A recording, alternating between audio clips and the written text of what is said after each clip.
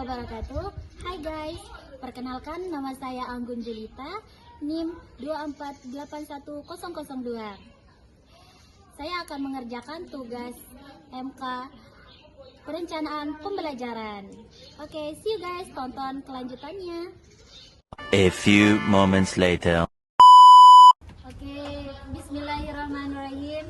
Assalamualaikum warahmatullahi wabarakatuh. Waalaikumsalam warahmatullahi wabarakatuh.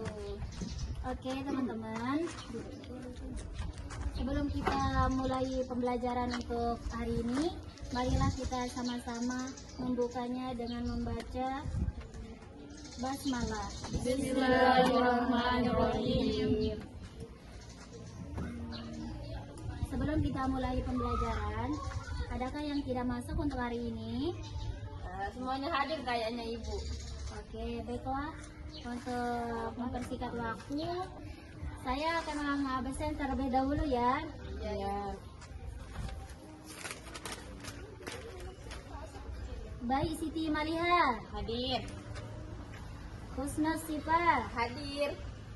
Mutiara, Hadir. Nia, Hadirah. Nisa. Oke, semuanya hadir ya. Ya. Masya Allah. Masak ada. Oke, sebelum kita mulai belajar, kakak mau menanyakan, di sini siapa yang udah melihat ibunya atau keluarganya pergi ke pasar atau membeli online? Siapa? Siapa? Saya. Oke, saudari Tiara, pernah nggak terpikir kenapa harga di suatu pasar itu atau di suatu tempat itu kadang mahal, kadang murah, seperti cabai kan kadang mahal, kadang murah, itu pernah nggak terpikir kenapa sih harganya sempat mahal gitu? Pernah. Kira-kira kenapa ya Ibu ya? Oke, di sana karena ada kelangkaan. Nah, kelangkaan itu yang menyebabkan suatu barang itu naik harganya. Seperti BBM kan? Sekarang ini mahal banget. Nah, sekarang pertama berapa? $1 Ibu. $1. Mahal sekali ya $1. $1. Ya, suatu barang atau jasa itu mahal dikarenakan adanya kelangkaan. Oke, bisa mengerti? Bisa. Oke, karena materi kita pada hari ini, kita akan membicarakan tentang pasar, fungsi pasar, dan ciri-cirinya dan struktur-strukturnya. Oke, konsep dasar pasar dan terbentuknya harga pasar. Tujuan pembelajarannya di sini agar kalian dapat mendeskripsikan pengertian pasar, memahami fungsi dan peran pasar, serta membedakan bentuk dan struktur pasar. Tujuannya juga di sini kalian akan tahu bagaimana dinamika perekonomian di sekitar kita bekerja dengan nyata. Oke, bisa dimengerti? Bisa. Materi ini juga penting bagi kita semua karena kita setiap hari berinteraksi dengan pasar. Nah, kalian bisa kalau kalian benar-benar dan kalian bisa menjadi wirausaha atau konsumen yang cerdas nantinya di kemudian hari. Oke, baik, kita lanjut. Coba sekarang silahkan kalian cari informasi, gambar atau video di internet mengenai aktivitas kegiatan pasar tradisional dan pasar modern. Sambil mengamati, buka materi yang kakak udah kirimin di handphone masing-masing. Sudah.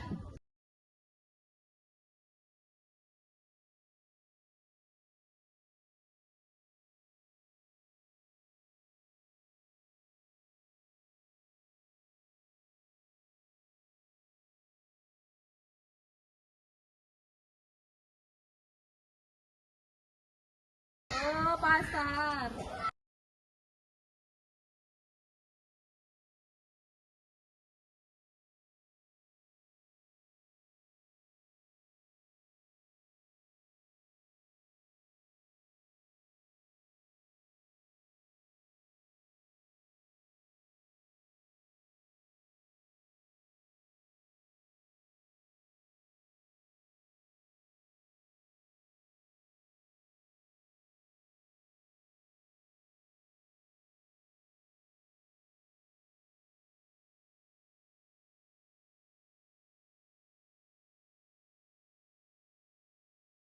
Udah.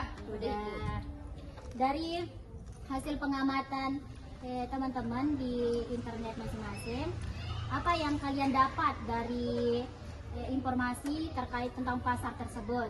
Ada yang bisa menjawab? Oke, Saudari Tiara.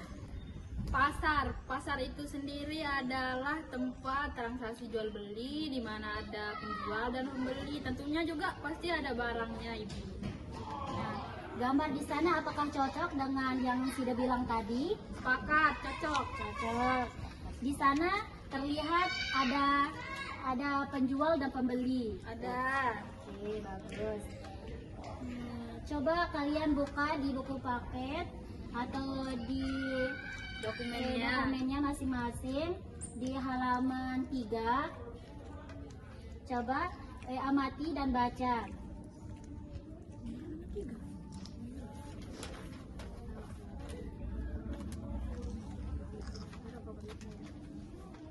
Coba baca materinya dulu ya. Kalau kurang paham atau ada yang kurang ngerti, boleh ditanyakan ya.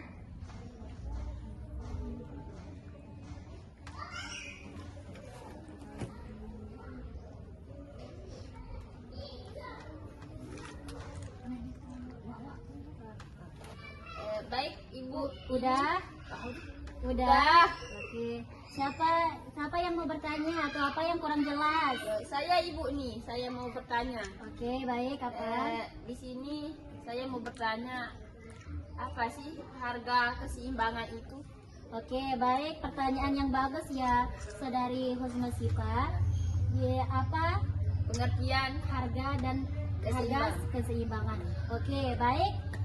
Harga keseimbangan itu adalah harga yang terjadi ketika jumlah barang yang diminta sama dengan jumlah barang yang ditawarkan. Misalnya di sini kan kita tawari dia seperti cabai atau beras. Nah, yang diminta itu kan 1 kilo. Terus yang ditawarkannya juga 1 kilo. Iya. Sama-sama balance. Di sana keseimbangannya antara permintaan dan penawarannya. Oke, bisa dimengerti? Bisa, Ibu. Oke.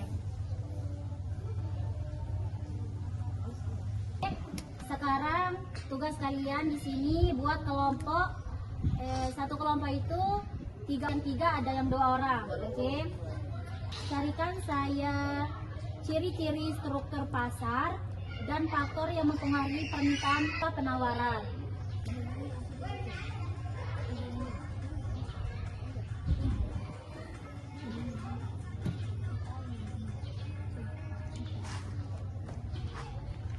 Apa tadi, Bu? Ciri-ciri struktur pasar dan faktor yang mempengaruhi permintaan serta penawaran.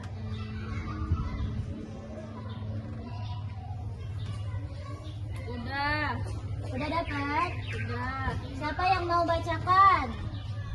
Oke, Saudari Mutiara, bisa dipaparkan hasil diskusinya. Baik, terima kasih, Bu. Yang pertama, ciri-ciri struktur pasar. Ada pasar persaingan sempurna, pasar monopoli, pasar oligopoli, pasar persaingan monopolistik. Terus selanjutnya, faktor yang mempengaruhi permintaan itu adalah harga barang itu sendiri. Jika harga naik, permintaan turun. Kebalikannya, jika permintaan turun, harga naik. Terus pendapatan konsumen, selera masyarakat, dan jumlah penduduk.